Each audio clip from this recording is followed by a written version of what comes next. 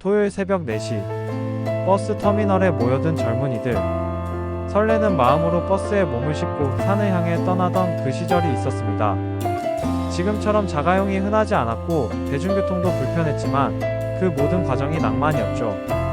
토요일 새벽 첫 차라는 단어는 그 시절을 살아온 사람들에게 모두 공감할 수 있는 특별한 의미를 지닙니다.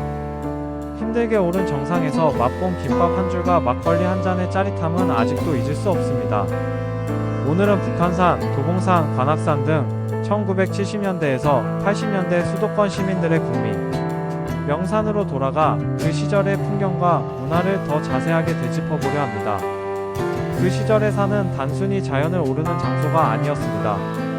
젊음과 열정을 증명하는 무대였고 끈끈한 우정을 쌓는 교실이었으며 삶의 고단함을 잊게 하는 해방구였습니다.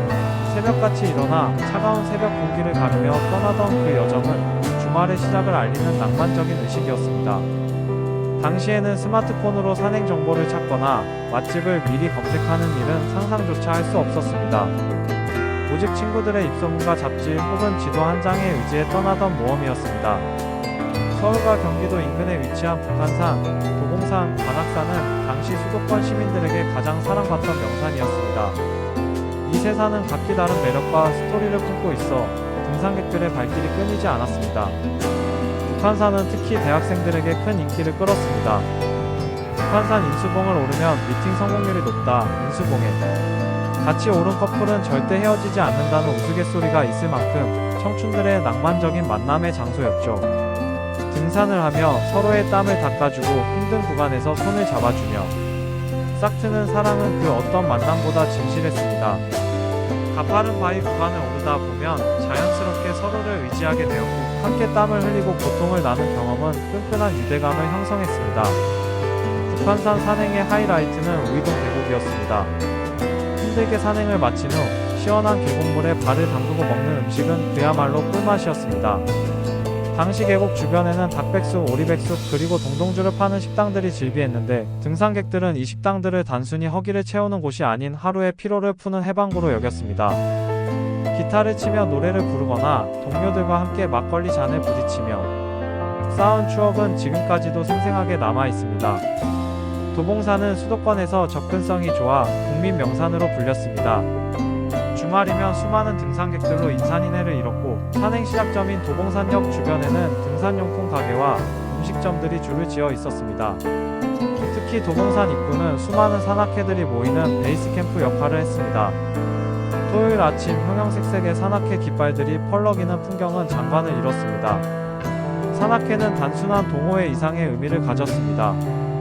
나이와 직업에 관계없이 오직 산을 사랑하는 마음 하나로 뭉친 사람들이 모여 서로의 안전을 책임지고 경험을 공유했습니다.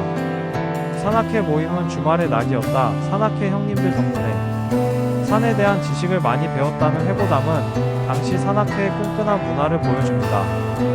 도봉산은 단순히 산을 오르는 곳이 아니라 사람과 사람을 잇는 소통의 장소였으며 등산이라는 공동의 목표를 통해 깊은 유대감을 형성하는 장이었습니다.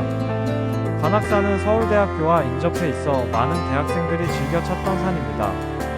만만하게 오를 수 있는 산으로 여겨지기도 했지만 정상으로 가는 길은 결코 만만치 않았습니다. 하지만 젊음의 패기로 가득했던 그들은 힘든 산행도 즐겼습니다. 특히 관악산 하산 후 서울대 입구 근처에서 먹던 파전과 막걸리는 그 시절의 특별한 추억입니다.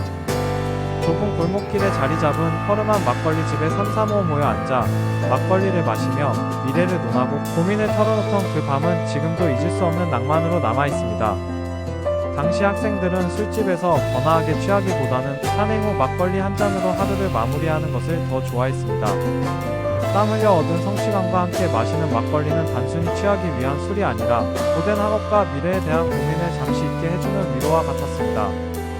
관악산은 그들에게 몸과 마음의 짐을 내려놓고 진정한 자유를 만끽하는 해방구였습니다. 지금처럼 간편식이나 다양한 간식이 없던 시절 등산 도시락은 그 자체로 하나의 문화였습니다. 등산 가서 도시락은 늘 삶은 계란 김밥이라는 공식이 있었을 만큼 김밥과 삶은 계란은 등산객들의 소울푸드였습니다. 플라스틱 도시락통에 담긴 김밥은 하산할 때쯤이면 눅눅해졌지만 그 맛은 꿀맛이었죠. 보온병에 담아온 따뜻한 물과 함께 마시던 커피는 세상에서 가장 맛있는 커피였습니다. 힘겹게 오른 정상에서 땀을 식히며 도시락을 함께 나눠 먹던 그 시간은 산행의 고됨을 잊게 할 만큼 행복했습니다. 등산의 꽃은 뭐니 해도 하산 후의 뒤풀이였습니다. 땀으로 흠뻑 젖은 옷을 입고 막걸리 집에 들어가 동동주 한 사발과 파전, 두부김치를 시켜놓고 하루의 피로를 풀었습니다. 하산주 한 잔에 세상 부러울 것이 없었다는 말이 있을 정도로 이 시간은 산행의 완벽한 마무리였습니다. 끈끈한 동료애를 확인하고 다음 산행을 기약하던 이 뒤풀이. 문화는 그 시절의 등산 문화를 완성하는 중요한 요소였습니다. 고된 산행이 끝난 후 함께 나누는 음식과 술. 한 잔은 단순한 식사를 넘어 서로의 수고를 인정하고 격려하는 의식과도 같았습니다. 이 모든 것들은 느림과 기다림이 익숙했던 시절의 이야기입니다. 지금처럼 빠르고 편리한 세상에 사는 우리는 그 시절의 불편함이 오히려 낭만이었다는 것을 새삼 깨닫게 됩니다. 그때 열정적인 걸음이 있었기에 오늘날의 건강한 걷기 문화가 존재할 수 있었던 것입니다.